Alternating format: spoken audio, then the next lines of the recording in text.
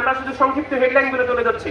ISKCON বাংলাদেশে যেই পরিমাণ মুসলমানদের উপর অত্যাচার জুলুম করেছে, এগুলো যদি ফিরিস্তি না হয় তবে একদিন পর্যন্ত সময় লাগবে সেগুলো শুধু বলতে। আমরা প্রথমেই চলে যাচ্ছি যে ইসকন বাংলাদেশে আক্রমণ শুরু করেছে 2000-এর পর থেকে। 2014 সালে তারা ঢাকার স্বামীবাগে তারাবির নামাজ চলাকালীন সময় মুসলমানদের উপর আক্রমণ করেছিল। মুসলমানদেরকে সময় বেঁধে দিয়েছে ইসকন কর্তৃপক্ষ যে আমরা রথযাত্রা করব, আমাদের রথযাত্রা করার সময় আগে তোমরা তারাবির নামাজ শেষ করবে। তারা তারাবির নামাজের সময় বেঁধে দিয়েছে যে 10টার আগে তারাবির নামাজ শেষ করতে হবে। তারাবির নামাজ 10টার আগে শেষ করতে না পারার কারণে ইসকনের সন্ত্রাসীরা মসজিদে আক্রমণ চালায়। এটি 2014 সালের ঢাকার স্বামীবাগ এলাকায়। এরপরে 2 নম্বর, তারা সিলেটে জুমার নামাজের সময় 2016 সালে তারা রথযাত্রা শুরু করে। এই রথযাত্রার সময় মুসলমানদেরকে বলা হয় যে তোমরা দ্রুত সময়ের মধ্যে জুমার নামাজ শেষ করবে, আজকে সময়ের আগে জুমার নামাজ শেষ করো, কারণ আমরা রথযাত্রা করব। সময়ের আগে মুসলমানরা জুমার নামাজ শেষ করতে পারে নাই দেখে তারা মসজিদে ইট পাটকেল ছুড়ে এই ইসকনের সন্ত্রাসীরা মসজিদে আক্রমণ করেছিল। এর পরবর্তী সময়ে কিছুদিন পরে ওই মসজিদের ইমাম সাহেব যখন এই তাদের আক্রমণের বিষয়ে ফেসবুকে স্ট্যাটাস দিয়েছে, তখন ইসকন সন্ত্রাসীরা 2016 সালে ওই ইমামকে তারা জবাই করে হত্যা করেছে। এটি ইনকিলাবের মধ্যে ইনকিলাব 2021 সালের 21 মার্চের আপনারা ইনকিলাব পড়লে আপনারা সেই বিষয়টি দেখতে পারবেন। এরপরে তারা শিশুদেরকে জোর করে হরে কৃষ্ণ হরে রাম উচ্চারণ করিয়েছে। চট্টগ্রামে 2019 সালের জুলাই তারা রথযাত্রা চলাকালীন সময়ে আমাদের মুসলিম যে সমস্ত শিক্ষার্থীরা আছে তাদেরকে রথযাত্রার সময় প্রসাদ খাইয়ে তারা মুসলমানদের হাত থেকে, মুসলমানদের জবান থেকে, মুসলমানদের শিশুদের জবান থেকে তারা হরে কৃষ্ণ হরে রাম উচ্চারণ করিয়েছে জোর করে।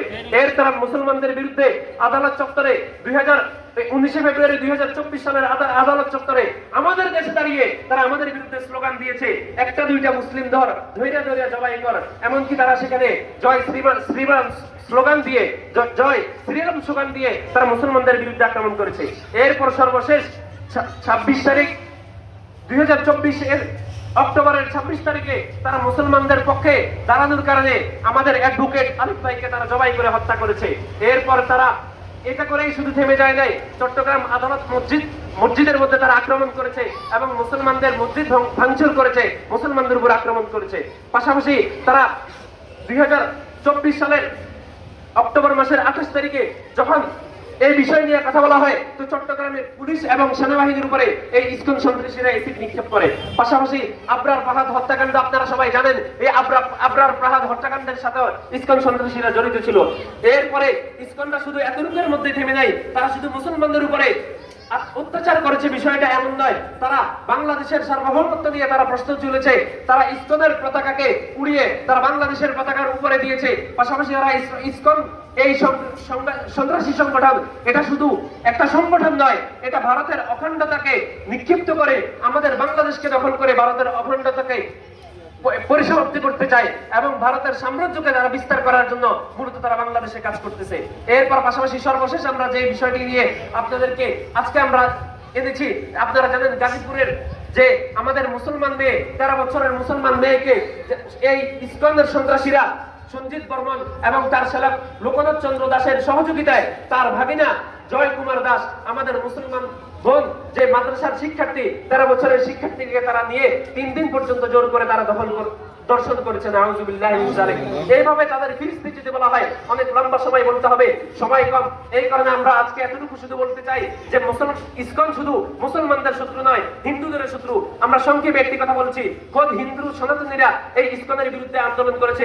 2021 সালের মার্চে তার মাঝামাঝি সময়ে চট্টগ্রামের সনাতনী যে সংঘ রয়েছে, এই সনাতনী সংঘ ইসকনদের বিরুদ্ধে আন্দোলন করে। পাশাপাশি তারা এই পর্বত সংঘ আশ্রম এই সনাতনীদের ছিল, পরবর্তীতে ইসকনরা জোর করে তা দখল করেছে। এরপর 2009 সালে ঠাকুরগাঁয়ে শ্রী শ্রী রফিক রায় জিও মন্দির তারা দখল করে এবং দখল করার সময় একজন সনাতনী ভাই ফুলবাবু নামে একজন সনাতনী বাধা দেওয়ার পরে ওই সনাতনী ফুলবাবুকে তারা হত্যা করে। সুতরাং ইসকন শুধু মুসলমানদের শত্রু না, সনাতনী যে সমস্ত হিন্দু ভাইরা আছে তাদের শত্রু। ইসকন শুধু তাদের মুসলমানদের শত্রু নয়। সুতরাং আজকে আমরা আরো অনেক কথা বলা যেত, কিন্তু আমাদের মুরব্বীরা কথা বলবেন। আমরা শুধু এইটুকু বলতে চাই বাংলাদেশ সরকারের কাছে এবং প্রথম আলো সহ ডেইলি স্টার যারা মুসলমানদের একটা সামান্যতম মুসলমানদের কোনো দোষ পেলে মুসলমানদেরকে জঙ্গি ট্যাগ দিতে তারা ভুলে না, কিন্তু এই ইসকন এত জুলুম অত্যাচার করার ফলেও, তাদের এত ফিরিস্তি থাকার পরেও এই প্রথম আলো ডেইলি স্টার তারা ইসকনের বিরুদ্ধে এখনো পর্যন্ত কথা বলছে না। আমরা বাংলাদেশ সরকারের কাছে আবেদন জানাই দ্রুত সময়ের মধ্যে যেন ইসকনকে সন্ত্রাসী সংগঠন হিসেবে নিষিদ্ধ করে। এই বলে আমি আমার কথা শেষ করছি। আসসালামু আলাইকুম ওয়া রাহমাতুল্লাহ। সময় একেবারে সংক্ষিপ্ত, আমরা যে হযরতদেরকে কথা বলার জন্য দেব সংক্ষিপ্ত ভাবে 1 মিনিটের মধ্যে আমরা আমাদের বক্তব্য শেষ করার চেষ্টা করবো ইনশাআল্লাহ। এই পর্যায়ে আমাদের সামনে ইসকন এবং তাদের